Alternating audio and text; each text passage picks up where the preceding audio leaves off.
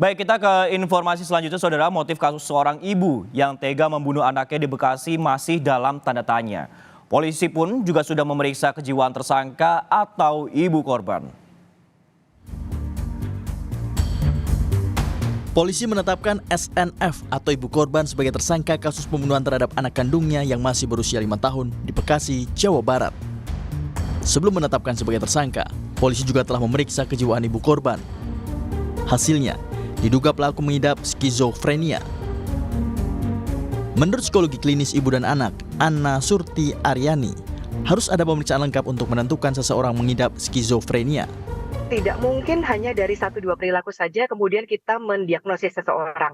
Perlu ada pemeriksaan yang lengkap, jadi pemeriksaannya itu akan mencakup ada wawancara, ada observasi, juga ada beberapa tes yang perlu dilakukan untuk orang-orang ini. Dan jika semuanya itu terbukti, maka baru bisa ditegakkan diagnosis apakah skizofrenia atau justru mengalami gangguan-gangguan yang lain. Karena jenis gangguan itu sangat-sangat banyak, dan tidak hanya skizofrenia saja, tapi memang skizofrenia termasuk yang paling berat. Di lain pihak, ahli hukum pidana Albert Aris menyebut polisi harus profesional dalam menangani kasus ini dan menghadirkan ahli-ahli yang kompeten untuk menentukan derajat hukum yang akan dijatuhkan nantinya. Jadi memang dalam hal ini polisi harus bekerja dengan profesional, menghadirkan ahli-ahli yang kompeten, termasuk juga Bu Anna Surti Aryani ini, Bu Nina ya, bisa dihadirkan nanti bisa untuk menentukan derajat pertanggungjawaban pidananya, Mas. Tentu meskipun ada postulat yang mengatakan furiosus nulla voluntas est, bahwa orang yang kurang sehat jiwanya itu tidak memiliki kehendak. Dalam hal ini polisi harus menelusuri dan mengumpulkan bukti lebih jauh dengan cara menghadirkan ahli. Karena ini tidak harus dengan bantuan ahli, Mas. Tim penyidik Satreskrim Polres Metro Bekasi Kota saat ini telah memeriksa 5 saksi, diantaranya saudara ayah korban, kerabat tersangka, dan petugas keamanan. Penyidik ini juga tengah memeriksa suami tersangka atau ayah korban.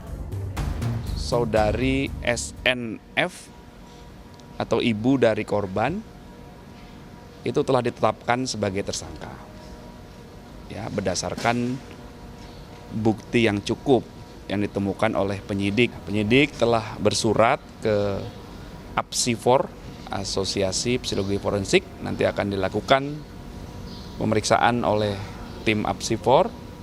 Penyidikan yang dilakukan juga mempedomani prinsip-prinsip scientific crime investigation. Penyidikan berbasis ilmiah, berbasis keilmuan, melibatkan beberapa ahli.